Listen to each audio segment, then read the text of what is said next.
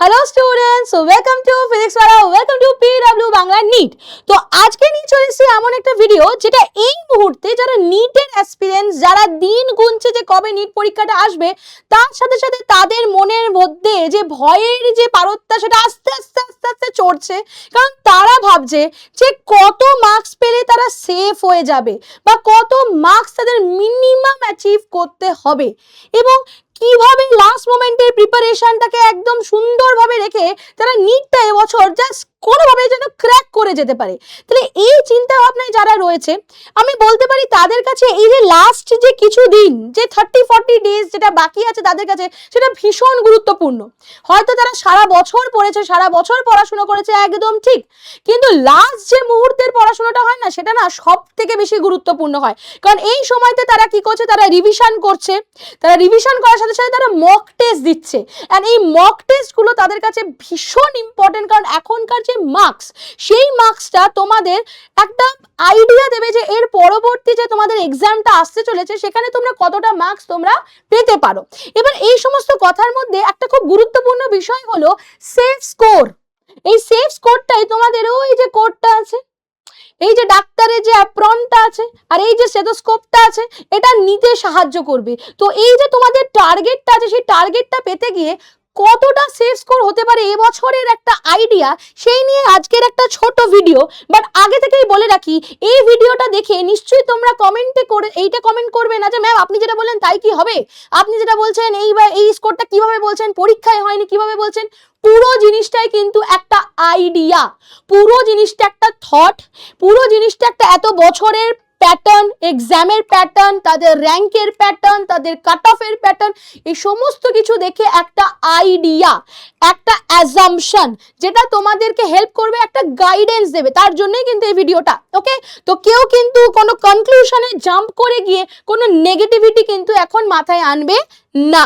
তো প্রথমেই বলে দিই যে কিছু কিছু ফ্যাক্টরস আছে যার ওপরে সেফ স্কোরটা কিন্তু ডিপেন্ড করে। তাই এই ফ্যাক্টরস গুলো কি কি? তো ফ্যাক্টরস এর মধ্যে প্রথম যে ফ্যাক্টরটা আমরা দেখতে পাচ্ছি সেটা হচ্ছে difficulty level of paper, which is very very important.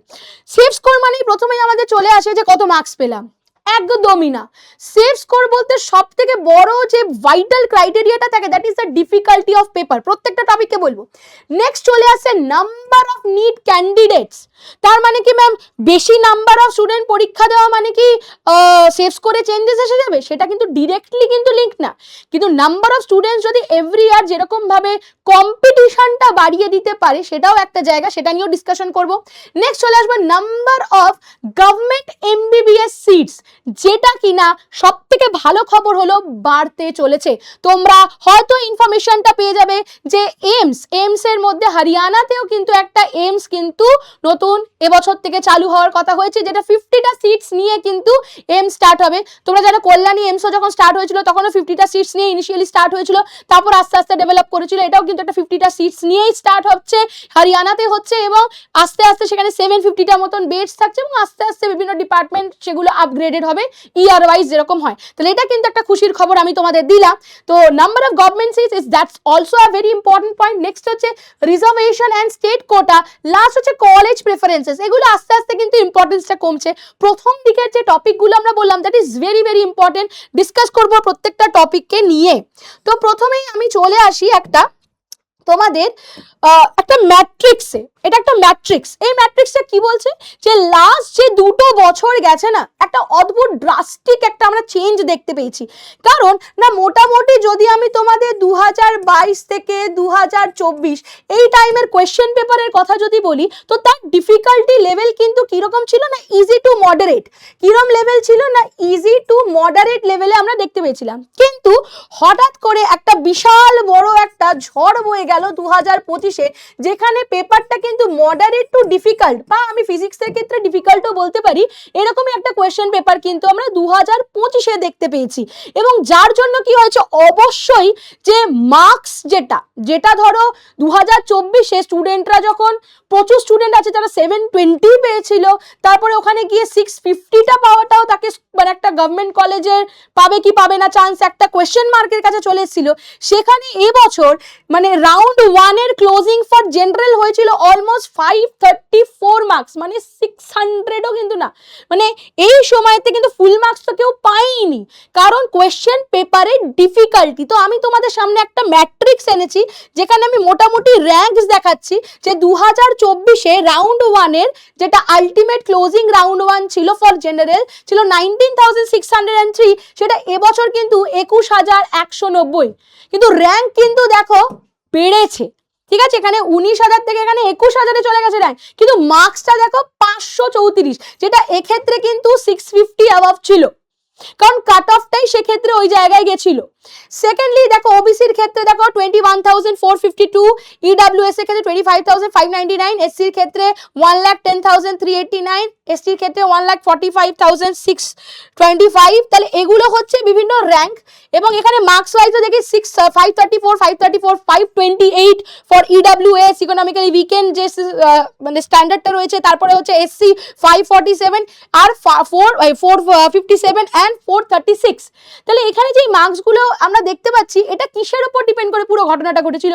পুরোটাই ঘটেছিল কিন্তু কোয়েশ্চেন পেপারের উপরে। So question paper is a very very important and vital part of the getting the safe score or imagining or assuming the safe score। তো আমি বলতে পারি যে এবছর তোমাদের যে সারা বছর তোমরা প্রিপারেশন নিয়েছো, 2025-এর ধাক্কাটা খাওয়ার পর অনেক স্টুডেন্টরাই রয়েছে যে সারা বছর ধরে তারা খুব ভালো লেভেলে, টাফ লেভেলে, ডিফিকাল্ট লেভেলে কোয়েশ্চেন করে এসছে। অবশ্যই তো ইউ অল আর প্রিপেয়ার্ড, তোমরা সারা বছর পড়েছো, তোমরা প্রিপারেশন নিয়েছো সেভাবে যাতে হার্ড কোয়েশ্চেনও তোমরা অ্যাটেন্ড করতে পারো, কিন্তু তা সত্ত্বেও এবছরে আমরা এক্সপেক্ট করতে পারি যে প্রশ্নটা মোটামুটি 2026-এর যে প্রশ্নটা সেটাও কিন্তু 2025-এর লেভেলেই আসতে পারে। আমি বলবো না যে হঠাৎ করে এনটিএ 2024 অবধি যে এনটিএকে বলা হতো ইজি কোয়েশ্চেন করছে এবং এত মার্কস নিয়ে এত প্রবলেম হলো, এবং 2025-এ যে হঠাৎ একটা ড্রাস্টিক চেঞ্জ এলো, তার কোনো হিউজ চেঞ্জ আবার 2026-এ হবে তা কিন্তু আমরা এক্সপেক্ট করবো না। আমরা এক্সপেক্ট করবো যে সেম, যে একটু মডারেট টু ডিফিকাল্ট লেভেলে কোয়েশ্চেনই আসবে, এবং সেই ভেবেই আমরা যাব।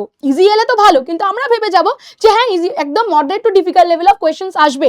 এবং সেক্ষেত্রে যদি বলা যায় যে এক্ষেত্রেও আমরা বলতে পারি মোটামুটি, যদি জাস্ট একটা আরবিট্রারি আইডিয়া করে যদি আমি বলি যে 550 থেকে 580 এই জায়গাটা তোমাকে একটা রাউন্ড 1-এ একটা জেনারেলের জন্য বলছি একটা সেফ স্কোর দিতে পারে, এটা আমার আইডিয়া, ইটস নট ফিক্সড, পরীক্ষা হয়নি, কিছু হয়নি, আগে থেকে বলতে পারি না, কিন্তু আমরা আমাদের এমটাকে তো হাই রাখতে পারি, এমটাকে হাই রেখে আমরা 600ও বলতে পারি, কিন্তু এমন জায়গায় বলবো না যেটা স্টুডেন্টদের পক্ষে, যারা ধরো প্রিপারেশন নিচ্ছে, যদি কোয়েশ্চেন পেপার আলাদা হয়ে যায়, সেক্ষেত্রে আমি মোটামুটি 550 to 580 এই রেঞ্জটাকে রাখছি, যে এটার থেকে আর কিছুটা মার্কস বাড়িয়ে, তো এটা আমার মতে এটা একটা সেফ স্কোর কিন্তু হতে পারে যদি তোমাদের ডিফিকাল্ট লেভেল মানে মডারেট টু ডিফিকাল্ট কোয়েশ্চেন আসে। দেখো বায়োলজির ক্ষেত্রে ডিফিকাল্টিটা mainly different type of question, statement base question, correct incorrect কোয়েশ্চেনের উপর আসবে, কিন্তু এই লেভেলটা আমরা ভাবতে পারি এটা সেফ স্কোর, এটা কিন্তু একটা অ্যাজাম্পশন করে তোমাদের বলছি, দিস ইজ নট ফিক্সড। আবারও বলে দিলাম এটা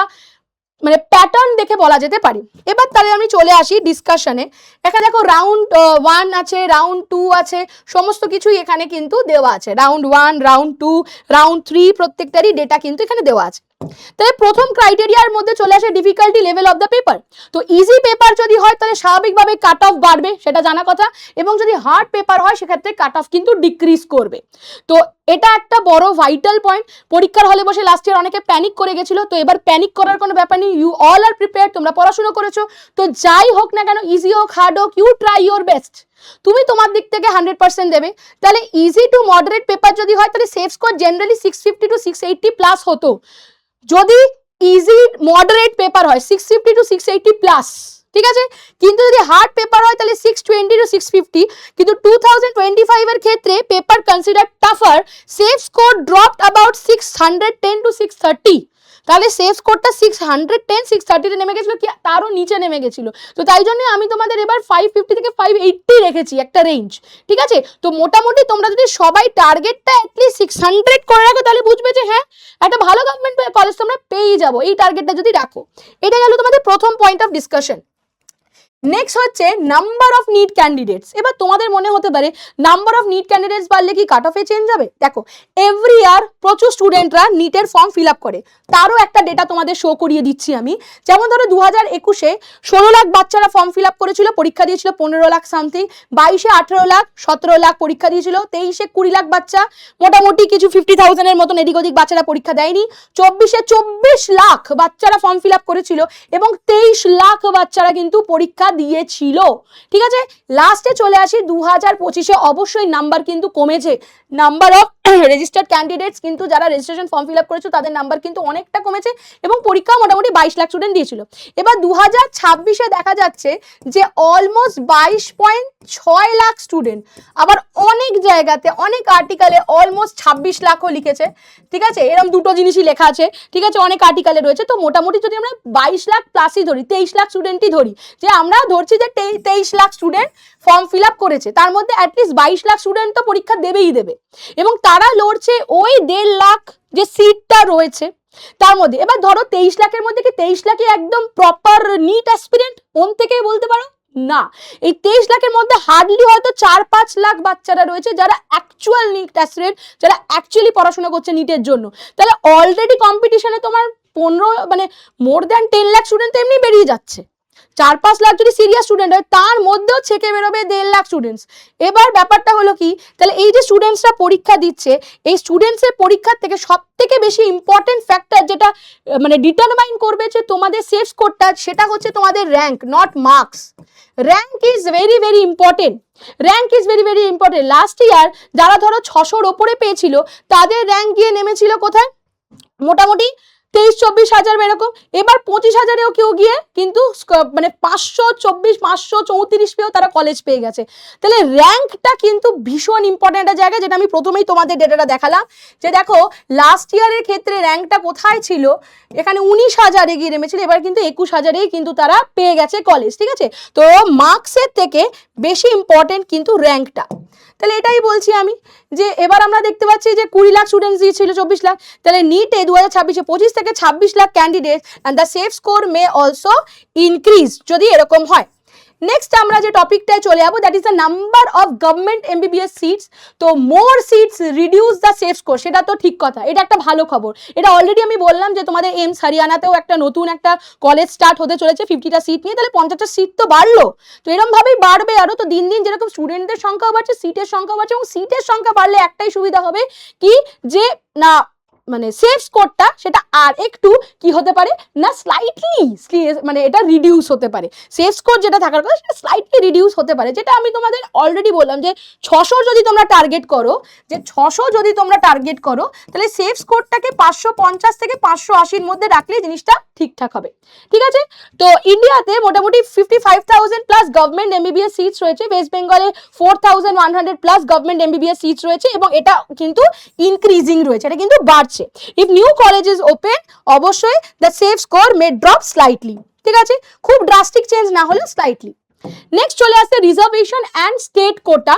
তো সিটস আর ডিভাইডেড ইন্টু, তোমরা জানো দুটো এতে হয়, একটা হচ্ছে 15% অফ অল ইন্ডিয়া কোটাতে থাকে, 85% স্টেট কোটাতে থাকে। তো যখন তোমরা কাউন্সিলিং এ বসো, তো দুটো কাউন্সিলিং এ বসতে হয়, all India plus state quota, দুটোতেই বসতে হয়। তো for West Bengal state quota safe score is usually 10 to 20 marks lower than the AIQ। তাহলে তোমরা যদি অল ইন্ডিয়া কোটা ওয়াইজ ওখানে তোমাদের যা মার্কস থাকবে তার থেকে 10 থেকে 20 মার্কস কম পেও কিন্তু তুমি স্টেটে পেয়ে যাবে। তো অবভিয়াসলি টার্গেট রাখবে যে তোমাদের AIQটা মানে অল ইন্ডিয়া কোটাতে তোমাদের র্যাঙ্ক মানে মার্কসে যদি ভালো থাকে, তাহলে সেখান থেকে তুমি অল ইন্ডিয়াতেও পেয়ে যাবে। তারপর যখন কাউন্সিলিং করবে তুমি হয়তো তোমাদের নিয়ার বাই কোনো কলেজও পেয়ে যেতে পারো। ঠিক আছে, ওকে। সো ক্যাটাগরি সেফ স্কোর মোটামুটি অ্যাপ্রক্স জেনারেলের জন্য এখানে দেওয়া আছে, এটা অনেকটাই মানে AIQ এর হিসেবে দেওয়া আছে। তো আমি এটা 2026-এর রেসপেক্টে আমি মোটামুটি তোমাদের বলতে পারি যে অল ইন্ডিয়ার ক্ষেত্রে যদি তোমরা 600 থেকে 650 এই জায়গাটাই যদি রাখো তাহলে দ্যাট উড বি এনাফ। ঠিক আছে, নেক্সট আমরা চলে যাচ্ছি এর পরের টপিকে, that is the college preferences. That is also very important thing, that is college preferences. তো কলেজ প্রেফারেন্সেস এর ক্ষেত্রে বলতে গেলে different college needs different marks. তো যত আমরা ধরো এইমস দিল্লি, সে যে মার্কসটা চাইবে, এবার এইমস কল্যাণী, তাহলে অবশ্যই তার মার্কসটা ডিফার করছে। সেরকমভাবে যদি অল ইন্ডিয়া থেকে তুমি যদি স্টেটে চলে আসো, স্টেটের মধ্যেও তুমি ধরো বিভিন্ন বিভিন্ন স্টেটের যে আমাদের ওয়েস্ট বেঙ্গলের বিভিন্ন যে কলেজেস রয়েছে সেটা নিয়ে অলরেডি একটা ডিসকাশন আমি করব। তো তার উপরেও ডিপেন্ড করছে যে তোমার কলেজ প্রেফারেন্সেস, সেটাও কিন্তু তোমার সেফ স্কোরটাকে ডিটারমাইন করবে। Example, in West Bengal college type বিভিন্ন ধরনের কলেজ আমরা পাই। একটা হচ্ছে টপ কলেজেস, তার কিন্তু মার্কসটা অনেকটা বেশি লাগবে স্বাভাবিকভাবে।